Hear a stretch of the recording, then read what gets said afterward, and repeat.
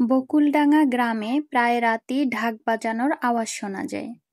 কখনো খুব কাছে, আবার কখনো খুব দূরে।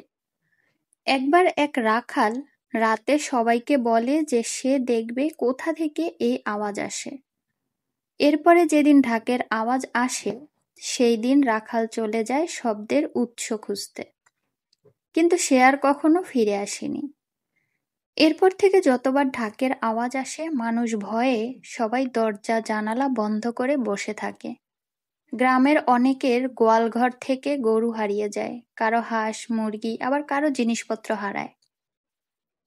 সে রাখালের বাবা বলে যে তাদের গ্রামে এক ঢাকি ছিল, ঢাক বাজানো ছিল তার নেশা। যদি গ্রামে উৎসব নাও থাকতো তাহলেও সে প্রতি রাতেই কিছু সময়ের জন্য হলেও ঢাক বাজাতো। তার জন্য গ্রামে সবসময় উৎসব মুখর পরিবেশ থাকত। ঢাকির জীবন চলত অভাব অনটনে। ঢাকি কখনো কারো কাছে হাত পাতত না, আর গ্রামের লোকেরাও তাকে কোনো সাহায্য সহযোগিতা করত না। একবার গ্রামে ঝড় হয় আর ঢাকির ঘর ঝড়ে উড়ে যায়। এরপর সে মনের কষ্টে নদীতে ঝাঁপ দিয়ে নিজের জীবন ত্যাগ করে। এখন নিশ্চয়ই তার আত্মা ফিরে এসেছে। সেই পুরনো ঢাকের শব্দ গ্রামের মানুষও বিশ্বাস করে নেয়। তারা ভাবে সে প্রতিশোধ নিতে এসেছে। তাই রাতে ঢাকের শব্দ হলে কেউ আর বের হয় না, কারণ তারা মনে করে যে বের হবে সে আর কখনো ফিরে আসবে না। তখন মানুষের জিনিসপত্র গরু নিয়ে যায় হয়তোবা ঢাকি। রুদ্র গ্রামের ছেলে, সে ভাবে কিভাবে সম্ভব একটা আত্মা কিনা ঢাক বাজায়। আবার সে জিনিসপত্র নিয়ে গিয়ে কি করবে? আত্মার এগুলো কোন কাজে লাগে? তাই সে কাউকে কিছু না বলে রাতে ঢাকের শব্দ শুনে শুনে একটা বাঁশবাগানের কাছে যায়। চুপ করে আড়ালে দাঁড়িয়ে বোঝার চেষ্টা করে এখানে কি হচ্ছে। রুদ্র দেখে কয়েকজন লোক কালো কাপড়ে মুখ ঢেকে এক জায়গায় দাঁড়িয়ে কথা বলছে। আরেকজন লোক ঢাক বাজাচ্ছে, তার মুখ দেখা যাচ্ছে না। সে পিছন ঘুরে দাঁড়িয়ে ঢাক বাজাচ্ছে। রুদ্র বুঝে যায় এটা ডাকাত দল, আর যে ঢাক বাজাচ্ছে সে ডাকাতের সর্দার। রুদ্র ডাকাত সর্দারের মুখ দেখার জন্য এদিক সেদিক করে উকি দেয়, তাও দেখা যাচ্ছে না।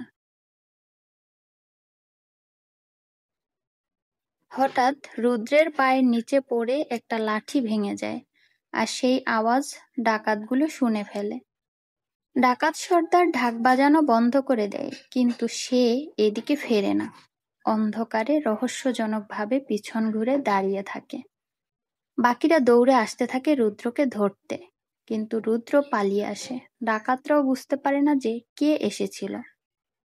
পরে তারা ভাবে হয়তোবা ভুল শুনেছে।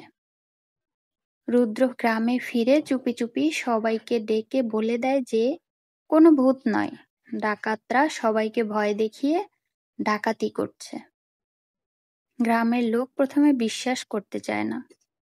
তারপরে যখন রুদ্র বলে যে আবার ঢাকের শব্দ হলে আমরা দরজা জানালা বন্ধ করে চুপ করে থাকবো না, বরং মশাল নিয়ে তৈরি থাকবো গ্রামের একপাশে আড়ালে, তারপর দেখব সত্যি আর মিথ্যে কোনটা।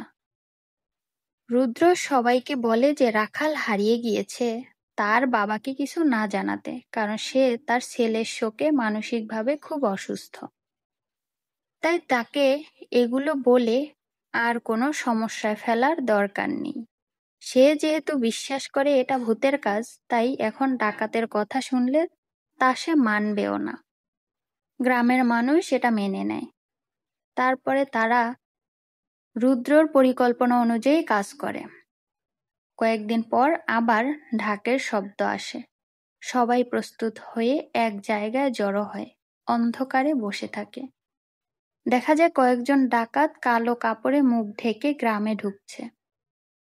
ডাকাত সর্দার নির্দেশনা দিচ্ছে কে কোন দিকে যাবে। ঠিক তখনই গ্রামবাসী মশাল জ্বালিয়ে একসাথে সবাই মিলে ডাকাতদের ঘিরে ফেলে। তারা আর পালাতেও পারে না। সর্দারের মুখের কালো কাপড় একজন সরিয়ে দেয়। তারপরে দেখা যায় এটা সেই রাখাল, যে ঢাকের শব্দের উৎস খুঁজতে গিয়ে আর ফিরে আসেনি। সবাই ভেবেছিল তাকে হয়তো আত্মা নিয়ে গিয়েছে। তার বাবা গ্রামের মানুষদের ভয় দেখাতেই হয়তো এই আত্মার গল্প শুনিয়েছে, আর গ্রামের মানুষও ভয় পেয়ে সত্যি জানার চেষ্টা করেনি। এই সুযোগ নিয়ে এই ডাকাতগুলো গ্রামে গ্রামে ডাকাতি করে যাচ্ছিল। এই ডাকাত দল ডাকাতি করত।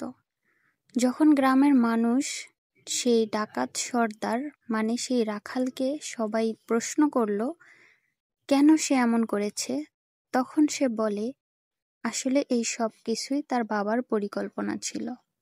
তার বাবা পরিকল্পনা করেই এগুলো করিয়েছে তাকে দিয়ে।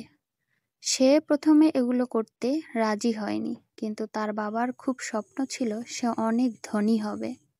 সেই ধনী হওয়ার লক্ষ্যে আগাতেই সে তার নিজের ছেলেকে ডাকাত সর্দার বানিয়েছে। তার বাবা যে ঢাকির গল্প শুনিয়েছিল আসলে সবটাই ছিল কাল্পনিক।